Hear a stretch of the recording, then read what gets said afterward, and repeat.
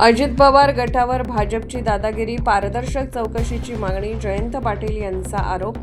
दैनिक वृत्तवेग जिल्हा प्रतिनिधी मनोज कांबळे. राष्ट्रवादी अजित पवार पक्ष हा स्वतंत्र पक्ष असला तरी व्हीप आणि नियमांचे कारण देत भाजपकडून त्यांच्यावर दादागिरी केली जात असल्याची टीका राष्ट्रवादीचे नेते आमदार जयंत पाटील यांनी केली. सांगली येथे राष्ट्रवादी शरदचंद्र पवार पक्षाच्या जिल्हा परिषद व पंचायत समिती नूतन सदस्यांच्या सत्कार समारंभानंतर ते प्रसार माध्यमांशी बोलत होते. राष्ट्रवादी अजित पवार पक्ष आणि शिवसेना शिंदे गट हे दोन्ही पक्ष भाजपच्या विरोधात लढले होते. त्यामुळे त्यांनी भाजपला पाठिंबा देऊ नये. जर त्यांनी भाजपला साथ दिली तर जनतेत त्यांची प्रतिमा खराब होईल असेही पाटील यांनी स्पष्ट केले. जिल्हा परिषद आणि पंचायत समिती निवडणुकीत राष्ट्रवादी शरदचंद्र पवार पक्षाबरोबर राष्ट्रवादी अजित पवार पक्षाची आघाडी होती. तसेच शिंदे गटाच्या विरोधात उमेदवार उभे केले नव्हते. त्यामुळे सांगली जिल्हा परिषद अध्यक्षपदाच्या निवडणुकीत हे दोन्ही पक्ष आमच्या सोबत येतील अशी अपेक्षा असल्याचे त्यांनी सांगितले. राष्ट्रवादी शरदचंद्र पवार पक्ष आणि भाजप यांच्यात संभाव्य आघाडीबाबत विचारले असता स्वप्नातील गोष्टी किंवा शक्यतांवर राजकारणात भाष्य करणे उचित नसते असे सूचक उत्तर त्यांनी दिले. राज्याचे उपमुख्यमंत्री स्वर्गीय अजितदादा पवार यांच्या अपघातासंदर्भात बोलताना पाटील म्हणाले, विमानातील ब्लॅक बॉक्स हरवणे अशक्य आहे. त्यामुळे या प्रकरणाची पारदर्शक चौकशी व्हावी आणि चौकशीच्या नावाखाली फार्स होऊ नये. आमदार रोहित पवार अभ्यासपूर्ण भूमिका मांडत असून त्यांच्या मुद्द्याचा विचार करून चौकशी समितीने सखोल तपास करावा अशी मागणीही त्यांनी केली.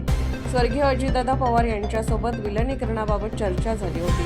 मात्र सध्या ती प्रक्रिया थांबवण्यात आली आहे. त्यांच्या पश्चात काही अनुयायांना विलनीकरणाबाबत अडचणी आहेत तर काही जण अनुकूल आहेत असेही जयंत पाटील यांनी स्पष्ट केले. वृत्तवेग न्यूज नेटवर्क कडून मुख्य संपादक गणेश सत्कार समारंभ आयोजित करण्यात आला होता. निवडून आलेले उमेदवारांचा सत्कार संपन्न. जिल्हा परिषद पंचायत समितीमध्ये निवडून आलेले सगळ्यांचा आज सत्कार राष्ट्रवादी काँग्रेसचे अध्यक्ष देवराज पाटील यांनी आयोजित केलेला होता. रोहित पाटील, मी, मानसिंगराव नाईक आणि पक्षाचे सगळे मान्यवर नेते आम्ही उपस्थित होतो. सत्ता स्थापनेबद्दल काही हालचाली सुरू आहेत का? त्या संदर्भात बैठका पण आता आमचे तर 30 निवडून आलेले आहेत आणि आमची एका पक्षाशी आघाडी होती.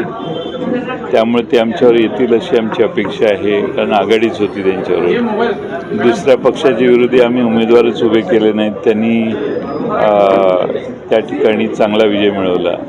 त्यामुळे या दोघांनी आमच्यावर यावं अशी आमची अपेक्षा आहे. चंद्रकांत पाटलांनी सांगितलेलं आहे की जे काय आमच्या महायुतीसोबत घड्याळ चिन्हावर निवडून आले ते अधिकृत आहेत.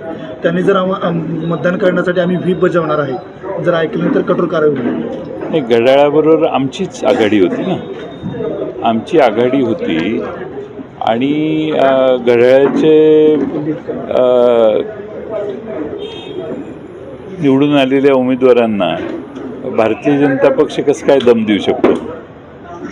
घड्याळ हा स्वतंत्र, म्हणजे राष्ट्रवादी अजित पवार पक्ष हा स्वतंत्र पक्ष आहे. त्याला भाजपच्या नेत्यांनी दमदाटी करणं किंवा त्यांना नियम सांगणं हे म्हणजे दादागिरी एका पक्षाची दुसऱ्यावर चालू आहे असं